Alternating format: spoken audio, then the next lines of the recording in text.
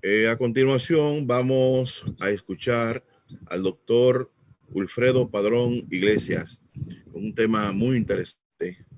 por lo menos a mí, y me excusan, personalmente me interesa este tema, puesto que lo he estado trabajando en los últimos años. Las 13 colonias, independencia y redefinición de fronteras en el contexto de las guerras imperiales. El doctor Wilfredo Padrón, nacido en Cuba, licenciado en estudios socioculturales, doctor en ciencias históricas y profesor titular, profesor universitario por más de 15 años, apartado en la impartición de cursos, coordinación y evaluación académica de especialidades, maestrías y doctorado en el área de las ciencias sociales. Vamos a escuchar la fecha del doctor Padrón Iglesias. Adelante, doctor. Buenos días a todos los colegas. Buenas tardes ya. Estamos sobre la hora del mediodía. Muchas gracias al profesor Feliberto por la invitación a participar en este encuentro, que sin duda va a ser un aporte, como ha hecho en la primera ocasión, notable al conocimiento de la ciencia social en sentido general y en este caso de la geografía y de la historia en sentido particular. Y bueno, de otras materias relacionadas, como hemos visto aquí. Yo felicito de antemano, en primer lugar, a todos los ponentes que me han antecedido. Son temas muy interesantes, que sin duda yo incluso ahora pensaba cuánto se pueden vincular estos propios temas que nosotros desarrollamos en el orden ya multidisciplinar, puesto que también tienen una lectura no solo de manera particular en cada lugar, sino que también pueden ser a través de la luz de la historia comparada, por ejemplo, o de otro tipo de ejercicio, pueden ser conectados entre regiones, y eso me parece muy importante y nos daría un producto sin duda de una calidad superior. Yo les voy a compartir una presentación, como otros han hecho, para que poder ilustrar mucho más, digamos, los elementos que me interesa reflejarles en este tema.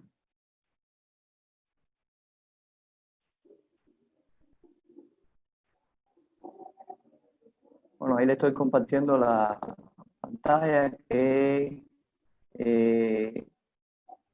tiene como primer elemento, ya decía, la presentación del seminario, de este segundo seminario internacional, Proyecto de Atlas Históricos, Atlas Históricos de América, el cual ya ratifico mi agradecimiento por la invitación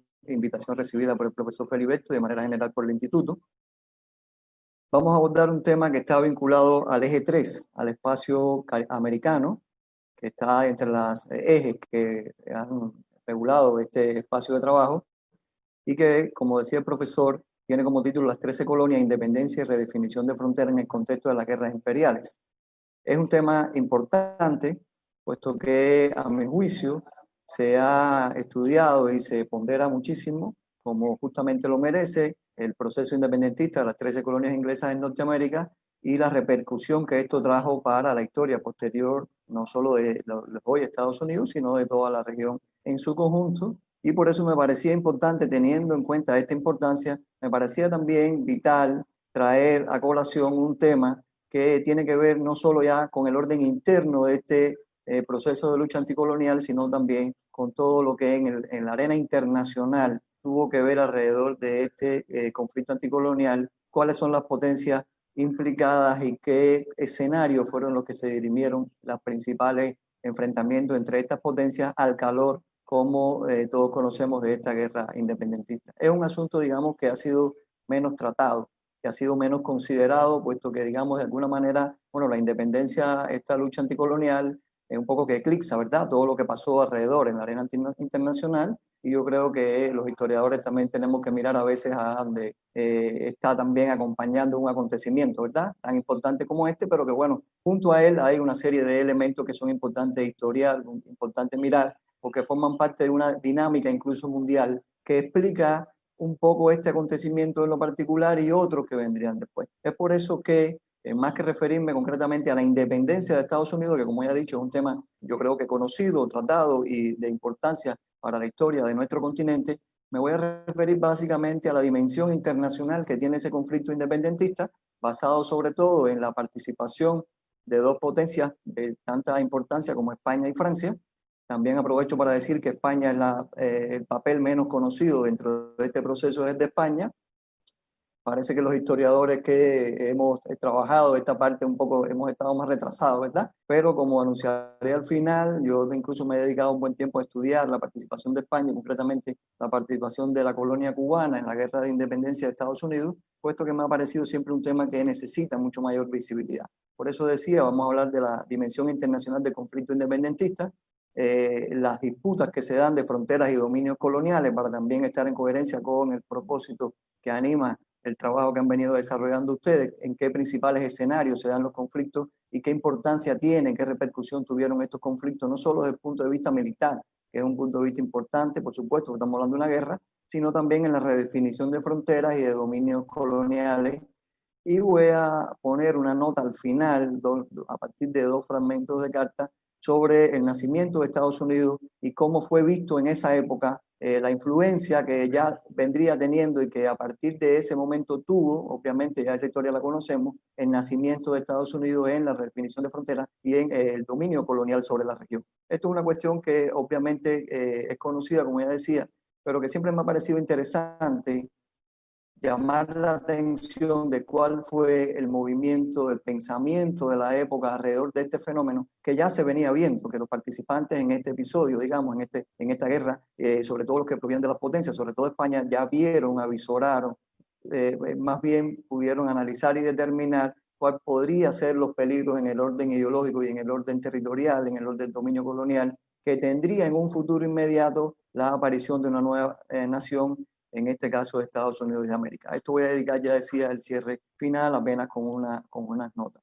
Para hablar de este tema hay que hablar obligatoriamente de algunos antecedentes en el orden político y militar. O sea, al llegar al momento del estallido independentista en América del Norte, en las 13 colonias inglesas en Norteamérica, hay un grupo de antecedentes en el orden internacional que condicionarán la actuación que tendrán las potencias a partir de esa fecha. Bueno, hay que recordar que ya se había firmado un tercer pacto de familia que se hizo al calor entre los reinos borbones que estaban presentes en el inicio del siglo en España y Francia, que se hizo además al calor de la Guerra de los 7 Años, que tuvo varios escenarios, pero que tuvo un escenario fundamental en América. Ya en la mañana recordaba el profesor Casá cómo La Habana fue inglesa por casi un año, la repercusión que esto tuvo en el interior, pero además hay otros territorios como la Florida, por ejemplo, que también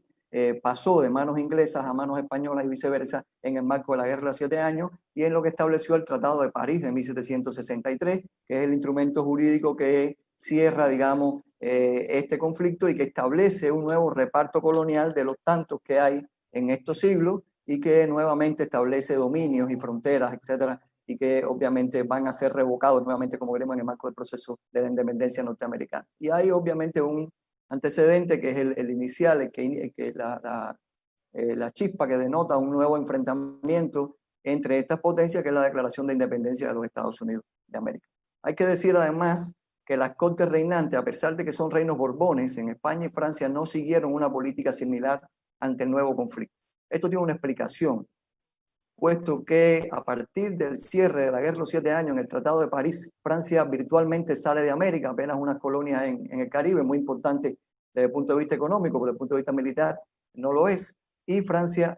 sale virtualmente del escenario americano y España se queda sin aliados, sin su principal aliado que podría asistir en su defensa, como básicamente lo habían hecho en la Guerra de los 7 Años, a pesar de que habían perdido, pero se habían existido mutuamente. Por tanto, esto condicionará, además de la figura que desempeña la Secretaría de Estado en el orden interno de la política española, también es un factor importante, de los intereses que cada cual tiene en la esfera comercial, en la esfera territorial, etc. Esos elementos condicionarán que los reinos en España y Francia no sigan una política similar en el conflicto. Si bien Francia, motivada por sus intereses europeos y además comerciales, rápidamente se expresa a favor de apoyar a los insurgentes norteamericanos y de apoyar esa guerra y de apoyar además un poco abiertamente, sin temor a que se supiera, España, aunque siempre colaboró de una forma muy reservada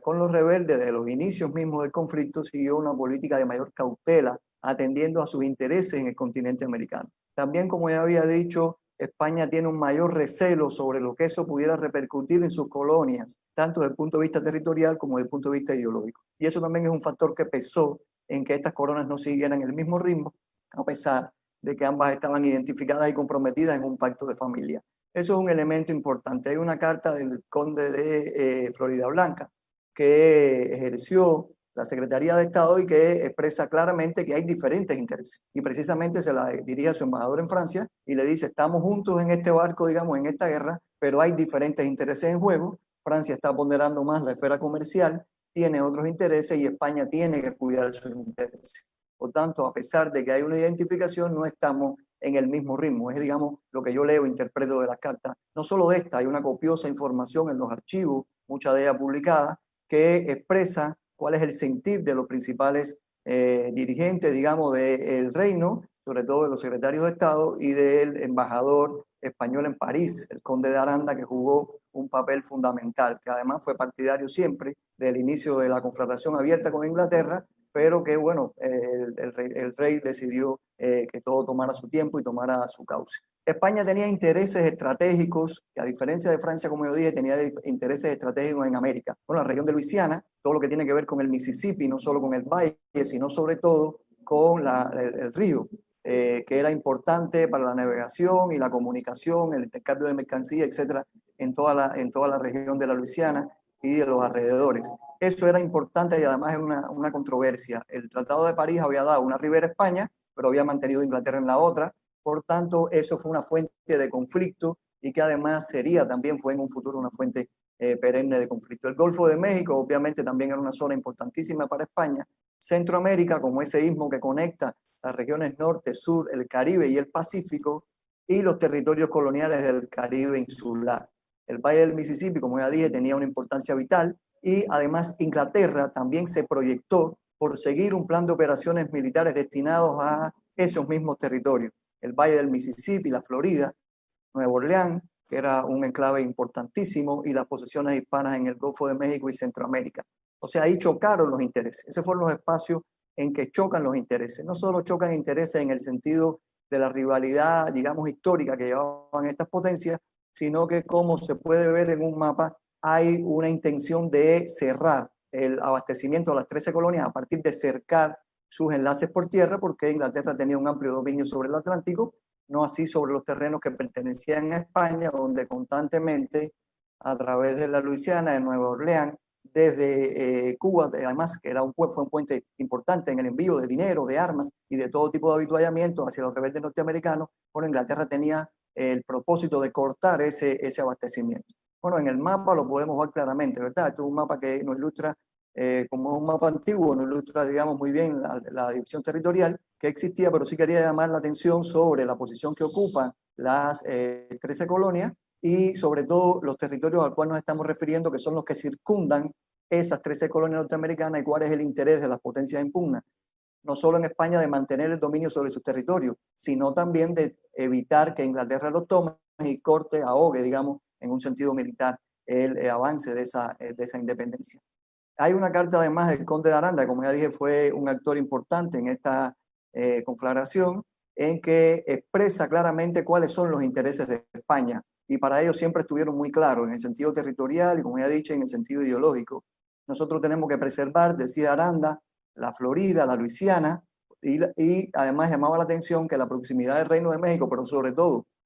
estos despoblados intermedios, podían desfavorecer la protección de estos territorios. Eso es un asunto importante que llama la atención en varias cartas que se debaten además en las Cortes. Sobre el Caribe insular es un aspecto interesantísimo. Aranda, que fue un gran conocedor de esta zona y que tuvo intereses, digamos, particulares sobre el desarrollo de esta zona en el marco del dominio español, pero que pensaba que podía fomentar. Recuerden que Aranda fue uno de los propulsores de las reformas que tuvieron lugar en Cuba después de la salida de los ingleses en 1763. Precisamente Aranda es uno de los propulsores y es quien designa a O'Reilly y a Ricla que se ocuparan de estos asuntos de manera particular, y es lo que explicaba el profesor Casas en la mañana del impulso que tiene esa aristocracia criolla residente en Cuba, puesto que hay leyes incluso particulares que fomentan este desarrollo. Bueno, ahí está el excelente sistema de fortificaciones que había en Puerto Rico y Cuba. Cuba, por ejemplo, con su excelente fortificación de San Carlos de la Cabaña, que nunca se puso a prueba, pero que era suficiente para disuadir cualquier poder enemigo, puesto que es una gran fortificación. Ya voy es un museo histórico, y es una nota interesante que respecto a la isla de Santo Domingo, consideró que podía haber un interés inglés sobre ella, basado en el clima, en sus bahías, menciona en esa carta a Manzanillo, Montecristo y Samaná, y además el lugar en el crucero del mundo, como también diría Martí. Su dominio por Inglaterra, afirmó, le permitiría establecer una estratégica base naval que permitiera a la isla, que convirtiera a la isla en el mayor padrastro de las posesiones españolas. O sea, Aranda dice, si toman Santo Domingo, toman el centro de la región y por tanto va a ser un escollo importantísimo. Por tanto, hay una visión sobre el Caribe. El año 78 transcurre con ese distanciamiento entre las dos coronas, seguía apoyando materialmente a los insurgentes, pero también va expresando a través de la correspondencia privada, de los propios debates que se hacen en corte, el recelo de los intereses norteamericanos sobre los territorios circundantes a sus 13 colonias. En el 78 ya Francia firma un tratado de alianza, de amistad y de comercio en el que entra oficialmente a la guerra, aunque Madrid no se dejó, digamos, arrastrar por este paso, aunque sí incluso intentó un proceso de mediación. Aunque sí en junio del 79 hay una real cédula de Carlos III que se asume como la entrada oficial de España en una nueva guerra con Inglaterra. ¿Cuáles fueron los principales escenarios en que se dirimieron las armas inglesas y españolas sobre todo? ¿Cuáles son los principales escenarios? Bueno, se dio en la región de Luisiana, en los enclaves militares en la cercanía del río Mississippi, se da en la ciudad de Pensacola, tan importante, en la capital de la Florida Occidental, que había pasado a manos inglesas en 1763. Hay una toma de Pensacola que termina en mayo del 81 y que es importantísima. Además participaron fuerzas criollas y participa el Ejército de Operaciones de América que España había enviado desde el 80, llegó en el 81, en enero, a Cuba, precisamente a La Habana, tenía ahí su base de operaciones y participa en esta toma de Pensacola. Y en Centroamérica también, en el Golfo de Honduras, en la fortaleza de Omoa, en Inmaculada Concepción, que también es una fortaleza que cerraba el acceso al río San Juan, en varios poblados y en la isla de Roatán se dan enfrentamientos, y hay que decir que Matías Galvez, que era hermano del propio José de Galvez, ministro de India, que es quien comandó estas acciones, como también lo hizo en la región de Luisiana el sobrino del hijo de Matías, el sobrino de José de Galvez, Bernardo, que tuvo todo mérito en esta campaña. Bueno, pues son personas que lideraron este enfrentamiento español y que se da en estas regiones. En el Caribe, bueno, hay que decir que se conspiró para arremeter contra Jamaica, contra los ingleses que estaban en Jamaica, pero la terminación de la guerra y la derrota de la Armada Española al final no permitió que se expedicionara contra Jamaica, pero sí se ocupó Pensacola, como ya he dicho, aquí están los datos de lo que se ocupó en Pensacola, todo lo que significó en el orden táctico-militar y todo lo que significó en el orden ya propiamente militar. Y hay además, como ya decía, en el Caribe se ocupó el archipiélago de las Bahamas. Se ocupó además una posición estratégica, alrededor de 1.500 prisioneros, cañones, navíos mercantes, etcétera, y eso representó que esa plaza que era tan importante para la navegación en toda la zona caribeña también pasara a manos españolas. Si miramos un mapa, bueno, ahí podríamos ver que a partir de, o sea, en 1783, esto cambiará rápidamente, todos sabemos que las fronteras cambiaban muy rápido. Bueno, en 1783 el poder español se mantiene, que está en la zona en amarillo, se mantiene nuevamente sobre la Florida, se mantiene en sus colonias, Centroamérica, etcétera. O sea, hay un afianzamiento del poder español y no permite que Inglaterra cerque esas 13 colonias de sentido territorial, y además un poco que devuelve el golpe que había recibido en 1763, porque España había perdido varios territorios de importancia al final de la Guerra de los 7 años. El nacimiento de los Estados Unidos, como ya decía, es el elemento que me quiero referir al final. Bueno, siempre hubo recelo, es interesantísimo leer. Yo creo que lo más conocido es el dictamen que hace Aranda cuando firma la paz con Inglaterra en el año 1783, del cual traje un fragmento. Eso es lo más conocido, pero incluso se ha dudado de su autenticidad. Hay muchas personas que dudan de la autenticidad del dictamen de Aranda que le envía al rey en 1783, pero esto si lo sacamos un poco extemporáneamente puede parecer un poco dudoso. Pero si hacemos un análisis de la correspondencia de los alegatos que se presentaron en corte durante todos estos años, de los argumentos que presentaron además los delegados norteamericanos que viajaron a Francia, que viajaron a España, vemos que estos no eran temores. La expansión de Estados Unidos en el sentido político y en el sentido territorial no eran temores de Aranda en el año 83 cuando firmó la paz con Inglaterra. Era un temor bien concebido, bien pensado, bien proyectado por parte de España, tanto en el sentido territorial, decía que los colonos norteamericanos podían expandirse territorialmente, pero además decían es muy peligroso ideológicamente una nación de esta naturaleza formada prácticamente en las fronteras con nuestras colonias españolas. Bueno, la carta más ilustrativa, digamos, lo más ilustrativo es la frase del conde de Aranda: esta república, se refería a los Estados Unidos, ha nacido, digámoslo así, pigmeo, porque la han formado y dado el ser dos potencias poderosas como son España y Francia, auxiliándola con sus fuerzas para hacerse independiente. Mañana será gigante conforme vaya consolidando su constitución, y después un coloso irresistible en aquellas regiones. En ese estado se olvidará de los beneficios que ha recibido de ambas potencias y no pensará más que su engrandecimiento. Esto es una cuestión que creo que la historia se encargó de confirmar,